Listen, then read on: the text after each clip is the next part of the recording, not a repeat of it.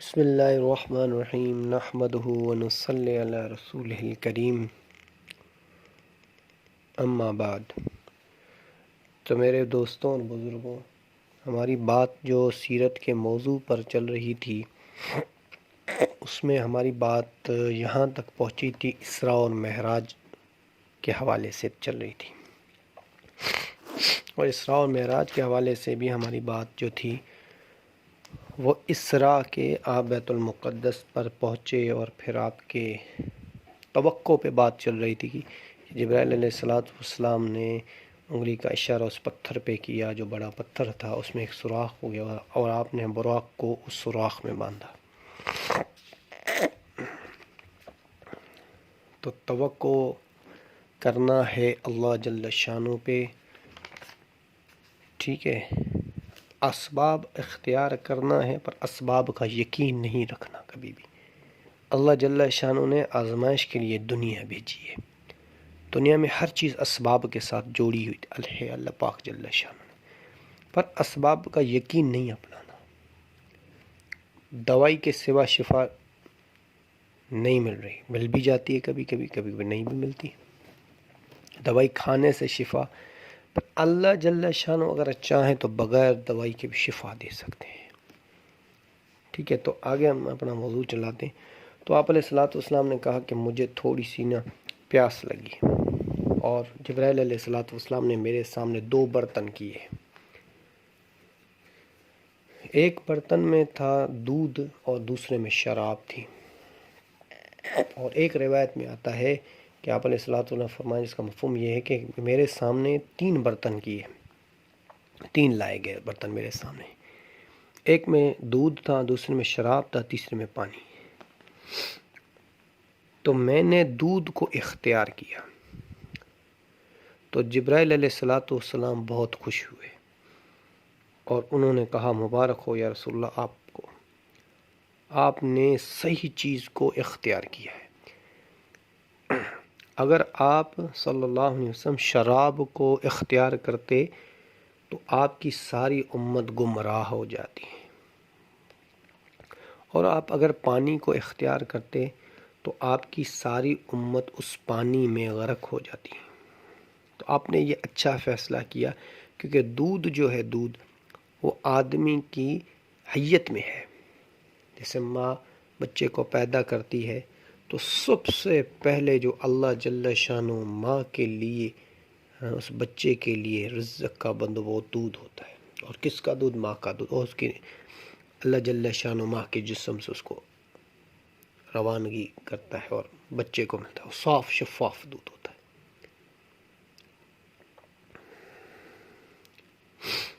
اور پھر اس کے بعد جبرائیل علیہ السلام جو ہیں مجھے لے کے گئے تھے اپنے ساتھ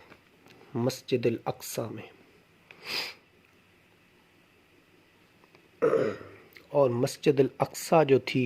بھری ہوئی تھی لوگوں سے، اور روایت میں آتا ہے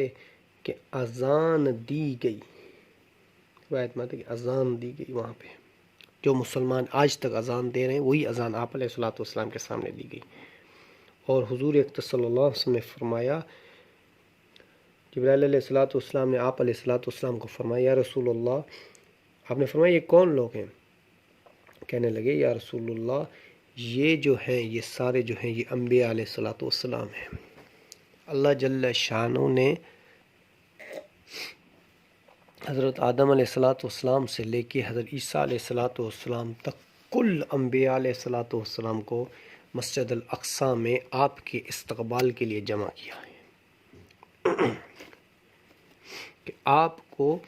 اللہ جل شانہ یہ سب سے بڑی نسبت عطا کرے اور سب سے آپ کی ملاقات ہو۔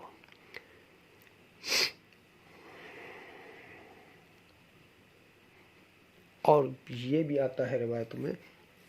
کہ سب سوچ میں پڑ گئے کہ اب اذان تو ہوئی ہے، اب نماز کون پڑھائے گا، نماز کون پڑھائے گا؟ تو جبرائیل علیہ السلام نے، یہ بھی روایت میں آتا ہے کہ ہر نبی نے کہا کہ نماز تو میں پڑھاؤں گا، نماز تو میں پڑھاؤں گا، کیونکہ آدم علیہ السلام نے کہا میں تو سب سے بڑا ہوں اور میں سب کا دادا ہوں، نماز تو میں پڑھوں گا۔ ویسے نوح علیہ السلام نے فرمایا کہ بھئی نماز تو میں پڑھوں، میں تو آدم ثانی ہوں، مجھ سے بڑی نسل چلی ہے اور میں نے زیادہ تبلیغ کی ہے۔ ابراہیم علیہ السلام میں تو اللہ کا خلیل ہوں، نماز تو میں پڑھوں گا۔ ویسے ہی ہر نبی نے اپنے آپ میں سوچا کہ نماز تو میں پڑھوں گا۔ اور پھر جبرائیل علیہ السلام آئے، انہوں نے کہا کہ میں مشرق سے مغرب تک، شمال سے جنوب تک چکر لگا کے آیا، مجھے جو سب سے محبوب اور سب سے نوازی ہوئی اور سب سے عظیم ہستی جو ہے محمد صلی اللہ علیہ وسلم سے اوپر کوئی دکھائی نہیں دی، کسی انبیاء میں نہیں، کسی عام شخص میں نہیں، اور کسی بھی دوسری مخلوق میں نہیں، آپ علیہ السلام جیسا نہیں، شان والا نہیں، آپ علیہ السلام کے جیسی شان والا نہیں ہے۔ تو اسی لیے جو امامت جو ہے آپ علیہ السلام کروائیں گے۔ پھر آپ علیہ السلام نے کہا کہ پھر میں نے امامت کروائی، اور اللہ جل شانہ نے مجھے امام الانبیاء کا لقب بھی یہاں پہ فرمایا۔ امام الانبیاء، سب نبیوں کے امام۔ اور ایک روایت میں ایسا بھی آتا ہے جو میں نے آپ کو پہلے بھی بتایا تھا کہ جب اللہ نے کہا لست بربکم، تو ہم سب نے کہا قالوا بلی، تو ہی ہمارا رب ہے۔ پھر اللہ جل شانہ نے ایک روایت، پھر اللہ جل شانہ نے سارے نبیوں سے عہد لیا کہ اگر کسی زمانے میں محمد صلی اللہ علیہ وسلم آئیں اور فلاں نبی کی حکومت چل رہی ہو، فلاں نبی کی نبوت چل پر محمد صلی اللہ علیہ وسلم اس وقت میں آ گئے، تو سارے نبی جو ہوں گے اس کی اتباع کریں گے، اپنی نبوت کو چھوڑ دیں گے، اس کی اتباع کریں گے۔ تو سب نبیوں نے اس وقت میں بیک اعلان کیا کہ ضرور بضرور ہم آپ علیہ السلام کی اطاعت کریں گے۔ تو اللہ جل شانہ نے وہی منظر جو ہے نا امام الانبیاء کا ہمیں آپ کو اس سیرت کے موضوع میں، اس اسراء میں دکھایا کہ اللہ جل شانہ نے سارے انبیاء علیہ السلام کو جمع کر کے پھر محبوب ترین ہستی، اس سے پہلے تو نبی تو سارے نبی تھے، امام الانبیاء کا لقب ابھی تک تو کسی کو نہیں ملا نا کہ امام کون ہوگا، نبیوں کا امام کون ہوگا۔ پر اللہ جل شانہ نے سب نبیوں کو جمع کر کے، اور یہ ابھی اس کی بھی یہ میں کچھ دن پہلے اس کی بات آئی تھی کہ آپ علیہ السلام کو جتنا دکھ، جتنا غم اس بات پہ تھا، پھر آپ طائف گئے، پھر طائف سے واپس آئے، پھر کوئی آپ کا سہارا بننے کے لیے تیار نہ ہوا، پھر کوئی ایسا، یہ منظر تھا۔ اور پھر جنہوں نے ایمان لایا، جنات نے ایمان لایا، اور پھر اس کے بعد آپ علیہ السلام اسراء اور معراج کروایا گیا کہ اے میرے حبیب، آپ جو ہے حق پر ہیں، آپ جو ہے سچے ہیں، آپ جو ہے صادق ہیں، آپ جو ہے امین، ہم آپ کو دنیا کے سارے نبیوں کا امام بنا دیتے ہیں۔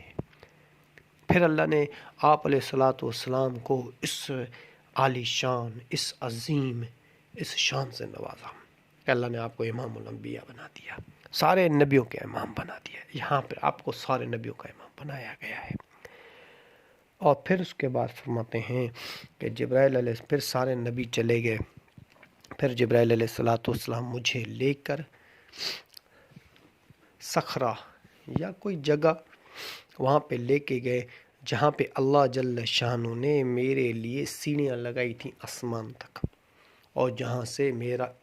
یہاں پر میرا اسراء تھا، آپ علیہ السلام کا مکے سے لے کے مسجد الاقصیٰ تک، بیت المقدس تک آپ کا جو تھا وہ اسراء تھا۔ اب آپ کا معراج شروع ہو رہا ہے، جیسے میں نے پہلے ہی عرض کیا تھا، معراج جو ہے عروج سے نکلا ہو، اب عروج ہے آپ کا۔ تو اللہ نے سیڑھیاں لگائی ہوئی تھی یا کوئی ایسا نظام بنایا تھا کہ آپ علیہ السلام چڑھ کے وہاں پہ آئے اوپر آسمان میں۔ تو انشاءاللہ زندگی رہے گی تو بات چلتی رہے گی. وما علینا الا البلاغ.